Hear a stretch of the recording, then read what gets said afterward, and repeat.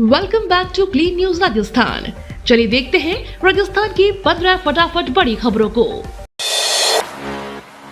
राजस्थान में गौकशी मामले में बड़ा एक्शन। बिरसंगपुर के रुंद गिदावड़ा में गौकशी का खुलासा होने के बाद वांछित आरोपियों की पहचान कर ली गई है। आरोपियों की ओर से 12 से अधिक स्थानों पर किए गए अवैध निर्माण को सोमवार को बुलडोजर से ध्वस्त कर दिया गया। आरोपियों ने सरकारी भूमि पर मकान बना रखे थे। रुंद में अवैध रूप से की जा रही कई बीघा भूमि पर खेती को नष्ट किया गया है। विद्युत निगम की ओर से बिजली कनेक्शन काट दिए गए हैं। राजस्थान में भाजपा के राष्ट्रीय नेताओं के दौरे शुरू। आज अमित शाह को 25 फरवरी को केशव प्रसाद मौर्य लेंगे बैठक। राजस्थान में लोकसभा चुनाव को लेकर बीजेपी ने तैयारियां शुरू कर दी हैं। केंद्रीय गृह मंत्री अमित शाह को लेकर आज को बीकानेर, उदयपुर और जयपुर में संभाग बैठक कर चुनावी शंखनाद करने वाले हैं। लोकसभा चुनाव के लिहाज से भाजपा की ओर से बनाए गए क्लस्टर प्लान के तहत लोकसभा चुनाव तक 1 दर्जन से ज्यादा राष्ट्रीय नेता एक दिन में 3 संभाग में अलग अलग कार्यक्रम के जरिए चुनावी जमीन को मजबूत करेंगे। अमित शाह के बाद उत्तर प्रदेश के मुख्यमंत्री केशव प्रसाद मौर्य का 25 फरवरी को अलवर सहित 3 संभागों में कार्यक्रम बन रहा है। सीएम अजय लाल शर्मा ने आखिरकार गहलोत की इच्छा कर दी पूरी। चिरंजीवी बीमा योजना का नाम मुख्यमंत्री आयुष्मान आरोग्य योजना हुआ, यानी प्रदेश में अब आप सभी जगह मुख्यमंत्री आयुष्मान आरोग्य योजना लिखा हुआ देखेंगे। इसके अलावा योजना में बाकी शर्तें पुरानी ही रहेंगी। Rajasthan state health insurance agency ACEO Mayank Manish ने आदेश जारी किया है। इसके साथ ही कहा है कि योजना का नाम, ऑनलाइन पोर्टल, समस्त प्रिंटिंग सामग्री, होर्डिंग्स, बैनर, प्रचार प्रसार और अस्पतालों के काउंटर पर चेंज किया जाए। बीजेपी ज्वाइन करने के बाद मालवीय का PCC चीफ परवार। कांग्रेस के नेता महेंद्रजीत सिंह मालविया ने भाजपा का दामन थामने के बाद कहा कि पीएम मोदी की विकासवादी सोच से प्रभावित होकर ही भाजपा ज्वाइन की है। कांग्रेस प्रदेश अध्यक्ष गोविंद सिंह डोटासरा की मालवीय पर मां से गद्दारी करने की टिप्पणी पर महेंद्रजीत सिंह मालविया ने कहा कि डोटासरा कुछ भी बोलते रहते हैं, उन्हें ज्यादा सीरियसली नहीं ले सकते। संवाददाताओं से बात करते हुए उन्होंने कहा कि मैं बिना शर्त बीजेपी में आया हूँ। अब राजस्थान, MP और गुजरात के आदिवासियों के लिए सरकार बेहतर काम करेगी।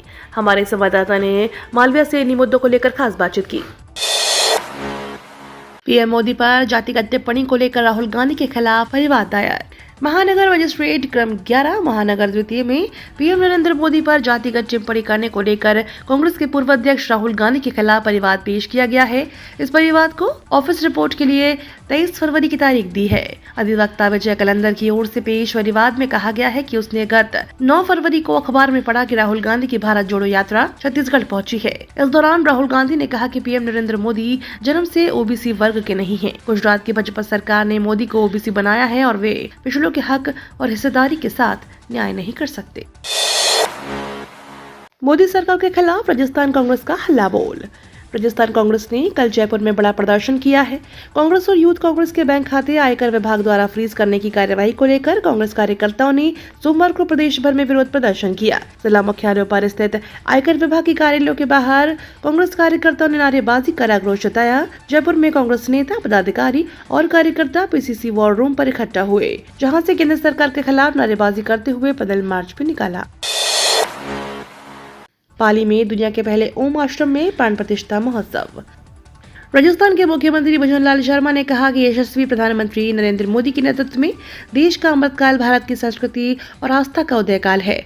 काशी विश्वनाथ में कॉरिडोर और उज्जैन के महाकाल मंदिर में महाकाल लोक के निर्माण के अभूतपूर्व कार्यों के साथ ही भारत की संस्कृति और विरासत पूरी दुनिया में फिर से स्थापित हो रही है। उन्होंने कहा कि अयोध्या में श्री राम मंदिर की प्राण प्रतिष्ठा से देशवासियों का सदियों पुराना सपना पूरा हुआ है। राजस्थान के मुख्यमंत्री भजन लाल शर्मा सोमवार को पाली के जार्डन में ओम आश्रम मंदिर में प्राण प्रतिष्ठा समारोह को संबोधित कर रहे थे। एक बार फिर 199 के फेर में राजस्थान विधानसभा, 200 में से 1 विधायक हुए कम। राजस्थान विधानसभा वन को लेकर पहला अपशगुन इस बार भी बना रहा। राजस्थान में पहले 2 बार की तरह इस बार भी 200 विधानसभा सीटों पर चुनाव नहीं हो पाया। गौरतलब है कि गंगानगर की करणपुर सीट से कांग्रेस प्रत्याशी गुरमीत सिंह कुन्नौर की मौत हो गई थी।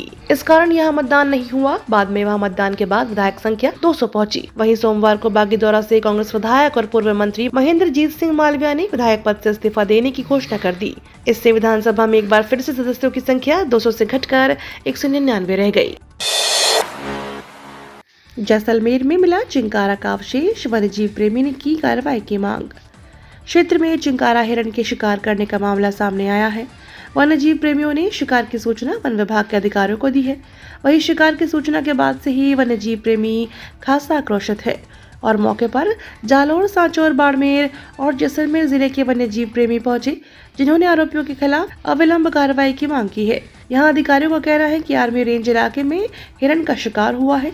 मिले अवशेष के आधार पर जांच की जाएगी और आरोपियों को गिरफ्तार किया जाएगा। अब तक 6.5 लाख अभ्यर्थियों ने किया आवेदन। OTP नहीं आने से कुछ छात्रों की हुई परेशानी। नेशनल टेस्टिंग एजेंसी की ओर से मेडिकल प्रवेश परीक्षा national eligibility cum entrance exam के लिए आवेदन शुरू किए गए हैं, जिन्हें अब तक 6.5 लाख अभ्यर्थी रजिस्ट्रेशन करा चुके हैं। साथ ही कुछ अभ्यर्थियों को रजिस्ट्रेशन में मोबाइल नंबर वेरीफाई करने में दिक्कत आ रही है। कोटा के निजी कोचिंग संस्थान के करियर काउंसलिंग एक्सपर्ट परिजात मिश्रा ने बताया कि रजिस्ट्रेशन वेबसाइट या सर्वर पर ट्रैफिक ज्यादा होने के चलते कुछ देर समस्या आ जाती है। एक धमकी ने बदल डाला जयपुर एयरपोर्ट का security system. Jaipur international airport को 4 दिन पहले 15 फरवरी की देर रात मेल के जरिए बम उड़ाने की धमकी मिलने के बाद अब यहाँ सुरक्षा व्यवस्था और कड़ी कर दी गई। धमकी के बाद सभी सुरक्षा एजेंसियों ने मिलकर पूरे एयरपोर्ट को खंगाला, लेकिन उनके हाथ कुछ भी नहीं लगा। जांच में सामने आया कि एयरपोर्ट पर मेल बेंगलुरु से आया था। इस पूरे मामले की जाँच अभी जारी है, लेकिन इस धमकी के बाद एयरपोर्ट पर काफी कुछ बदल गया है।